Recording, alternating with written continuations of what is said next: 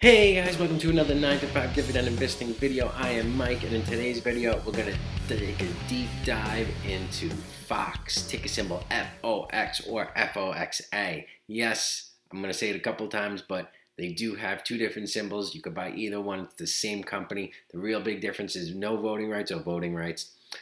So guys, keep it here. We're going to take a deep dive again into Fox. Make sure you hit that like button and subscribe. I really appreciate all the love. So here we go. Dividend Invest. The Fox Corporation, as it's come to know as now, operates a news, sports, and entertainment company in the United States. The company operates through cable network programming, television, and other corporate and elimination segments. The cable network programming segment produces and releases news, business news, sports content for distribution primarily to cable television systems, direct broadcast, telecommunications companies, and online multi-channel video programming distributors. The company was incorporated in 2008 and is based in New York, New York.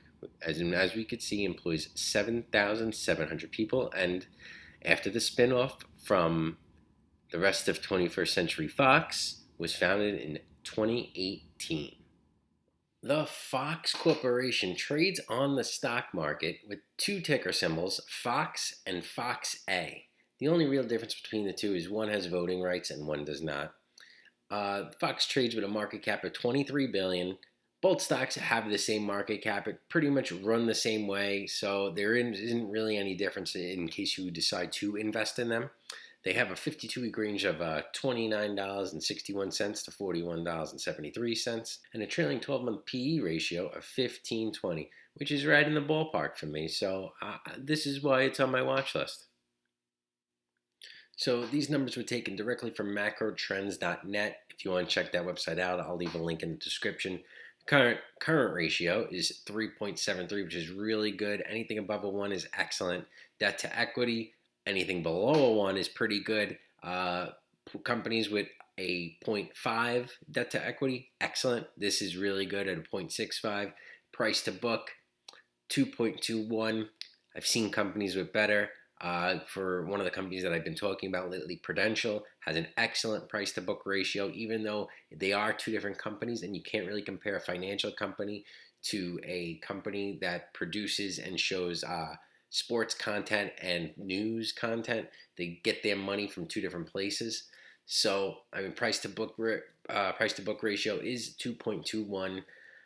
Generally, anything 1.5 and below is really good, but 2.21 is not too bad. So then we took a look at some of the stock metrics. Let's take a look at the dividend. The dividend yield so far is 1.25%. Remember, this is a new company, even though we don't think of Fox as a new company. Company was founded in 2018 after they sold off a lot of their assets to Disney. So we got a dividend yield of 1.25%, annual payout of 46 cents, a payout ratio of 19.17, which is actually really low, very nice. The dividend growth rate, as you see here, is nothing right now, and we have 0 years of dividend growth because, again, this company was founded in 2018.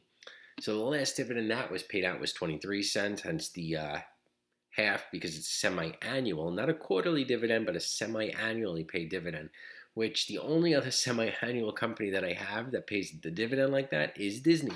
So, I mean, it's right in the ballpark. So, I mean, that payout ratio is very low, and hopefully that they'll increase it as we go. The ex-dividend date that they last paid the dividend was 9/3/2019. The dividend was declared on August 6th, 2019, and the payout date was on October 2nd, 2019. So you're going to be waiting a little bit before you see the next semi-annual dividend, probably another 6 months from October, which will take us to April, probably. So we'll see when they announce it, what they decide. Maybe they'll raise it. So let's get into some more numbers that I like to look at. Analysts do expect Fox's earnings per share to go up next year to $2.35 from an average estimate of the current year of $2.05. Now, as you can see, the low estimate and high estimate is also $2.35. I'm sure that'll get revised a couple times, but as of right now, we're actually looking really good. The average estimate would be up 30 more cents. So we cannot go anymore with talking about the Fox Corporation without mentioning the spinoff of 21st Century Fox to Disney. With that spinoff, yes, it cost about 71 to 73 billion dollars that Disney paid for these assets, which by far is one of the most amazing acquisitions I've ever seen. This includes 20th Century Fox Film and Television Studios, U.S. cable satellite channels such as FX, Fox Network Group International, a 73% stake in National Geographic, Indian television broadcaster Star India, which I don't know. I hear that's a very big name in India, and a 30% stake in Hulu. I believe that makes Disney the full owner of Hulu. I believe that Comcast is the only one that's holding out. I believe AT&T already sold theirs. Disney already owned part, and they now have the Fox part. Immediately preceding the acquisition, 21st Century Fox spun off Fox Broadcasting Company, Fox television stations, Fox News Channel, Fox Business, and again FS1, FS2, Fox Deportes, Big Ten Networks, into a newly formed Fox Corporation, which, as I said, was found in 2018 with the name Fox Corporation under the two ticker symbols, Fox and Fox A, which, again, trade the same way. So either one you buy is fine. So then I get the question, what else do you like about Fox? So the 21st Century Fox earnings per share beat by 14 cents and beats on revenue on November 6, 2019 for their Q1 non-GAAP EPS of 83 cents, which was a 14-cent beat, and the GAAP EPS of 80 cents, which is an 11-cent beat. Revenue of $2.67 billion, which is a 5.1% year-over-year beat by $70 million. So now if all this was not enough, the ratios that I look at looking good, the payout ratio is very low, which has plenty of room to grow. The earnings per share look really good being from analyst expectations. The last Q1 numbers looked really good. On August 29th of 2019, Fox shares were higher after hours because Chairman Rupert Murdoch disclosed in a filing to the SEC that showed that he bought 500,000 shares from one period of time during the summer through another period of time, which averaged about $32.24 to $32.01. So that's a total layout over $16.2 million that Rupert Murdoch had paid out for shares. The move leaves him with ownership of 1.2 million shares of Fox.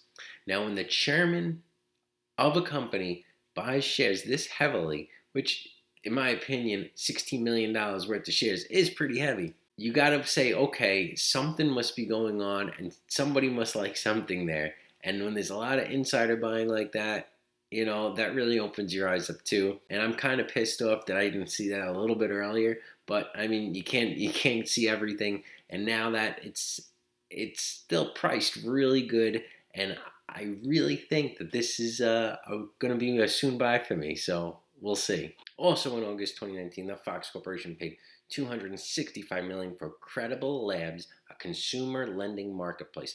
Now, I didn't quite get this acquisition to begin with because they are a bank, so to say, where they look at a lot of different types of loans, including school loans. But Mr. Murdoch, the chairman, compared the Credible deal to the company's $236 million purchase of a 4.99 stake in the online sports betting company, the Stars Group, ticker symbol TSG.